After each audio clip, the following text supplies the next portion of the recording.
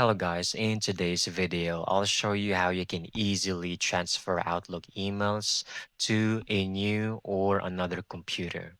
Let's begin. First, open up your favorite browser, go to your Outlook account, log in, and once you're here, I want you to go into the inbox, all right?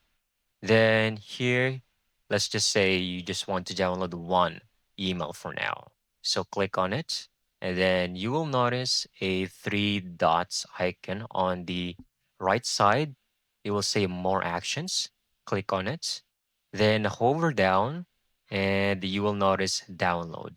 Here you will have two options: download as EML or download as MSG. So they do have different functions. So we'll just use EML. So here, let's wait for a few seconds and then click on save.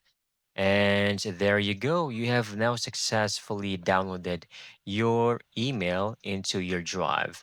Now, if you have multiple emails, you can easily just click and select everything and then just select this option also.